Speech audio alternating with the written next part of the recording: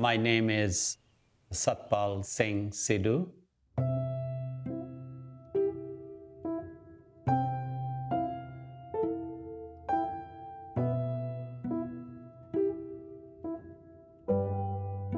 I'm actually originally from Punjab, India. In 1979, I migrated to Canada. And my father-in-law said to me, well, if you're going to Bellingham, come home early, don't be too late. I never actually questioned him, but I just followed that if he's saying that, there must mean something. The land in Bellingham or Whatcom County were almost 10 times cheaper than the homes up on the Canadian side of the border. But nobody of the large concentration of Sikh community ever crossed the border and live here. I had no idea why it is so. I thought a few times, but I never looked into. I thought maybe people don't know that they can live in the U.S. Bellingham Herald published a small column, and it said something about the anniversary of Bellingham Riots.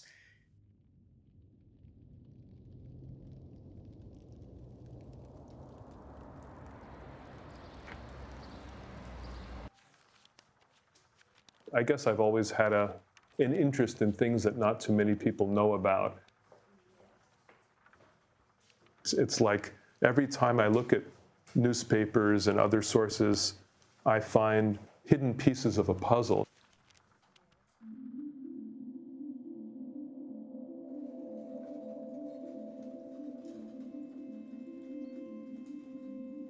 And the economic situation, the social situation was really one of boom and bust in Bellingham. Some of the largest lumber mills in the world were in Bellingham in the 1906 to 1907 period. There were a number of sawmills employing hundreds and hundreds of workers. We think there were at least 200 Punjabis who were working in Bellingham at the time. As best as I know, the first Sikhs who came to British Columbia came around 1906.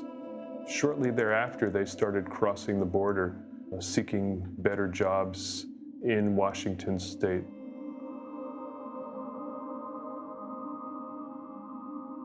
Sikhs were presented in the press first as curiosities, as kind of strange, peculiar individuals. They went from portraying them as exotic and strange to be kind of despicable. 100 years ago, they were given only one side of the picture.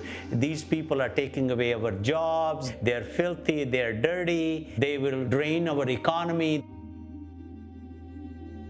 There was no competition with newspapers. That was the only media that people had.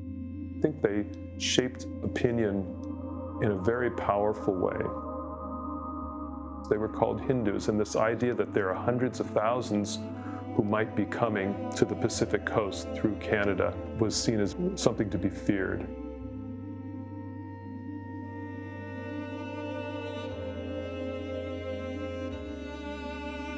It's kind of debatable what really happened because we don't really know the side of the story of the Punjabi Sikhs.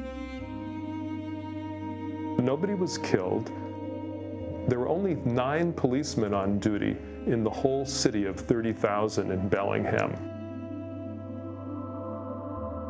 A mob gathers and starts walking towards the place where the Sikhs live on these lettered streets in Bellingham. These people split and surround some of these homes, and they start yelling.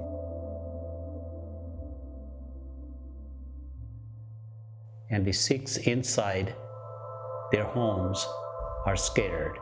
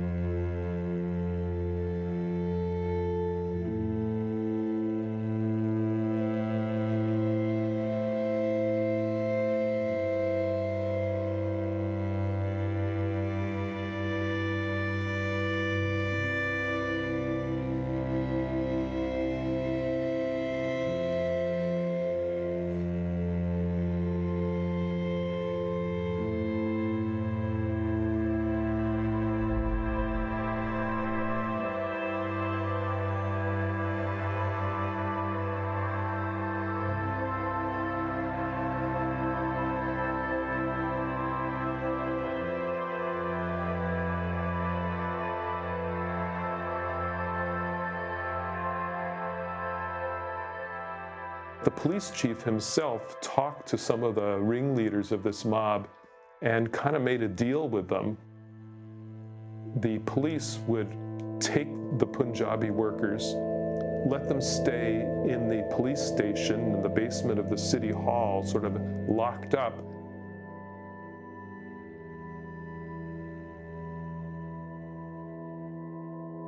By midnight or so, things were pretty quiet in town, and the Punjabis had been rounded up, or they went willingly because they feared for their lives.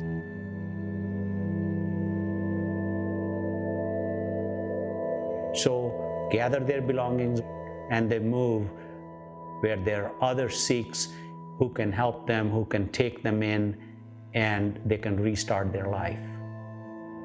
That's the only thing on their mind, was that they want to save their life and leave the city. And they did.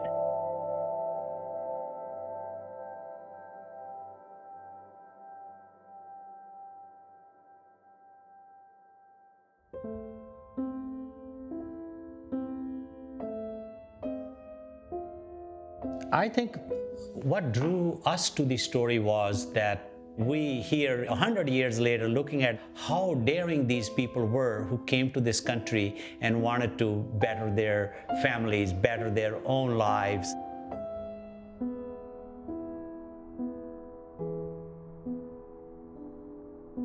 We bought land for the temple and we went for the permits, for conditional use permit. And that's where we start finding out more. You could see that somebody knew about this thing. Your community was living here before many, many decades ago, and then they were kicked out.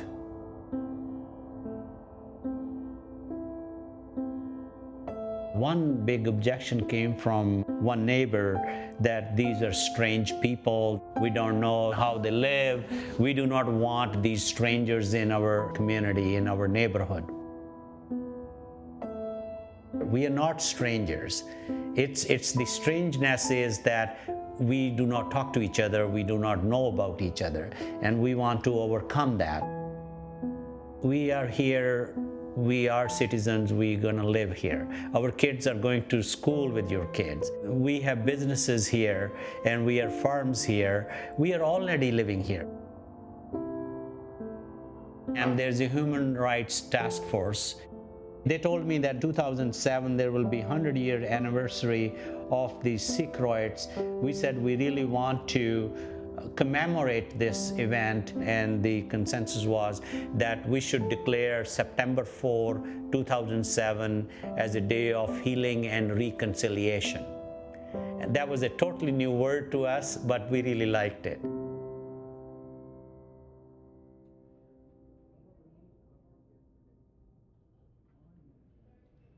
Every year they have a special service. Youngsters, young Sikh boys and girls are learning about this. I think the legacy for them is a struggle that their forefathers, these pioneer Sikhs, endured.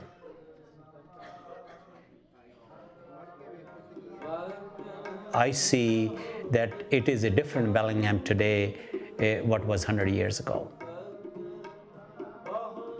Not only people, but the institutions of Bellingham are very accepting. I've been here almost 30 years now, and I would not want to live anywhere else.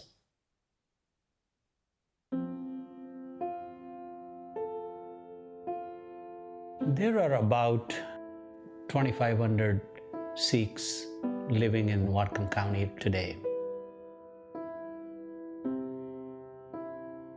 Sikhs are very enterprising people. Right now, almost half of the berry farming in Whatcom County is done by the Sikh farmers.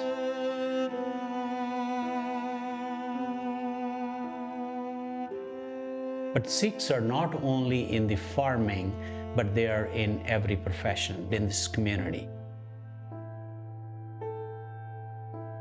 Well, as a historian, one of my thoughts is that healthy skepticism is really important. Can we really believe what Fox News says or what MSNBC says? You know, in these days we're bombarded with a lot of slanted media in different ways, and we have a lot more options, but do we really know what the truth is? America is my adopted country, so I have this dual feelings, but my kids don't.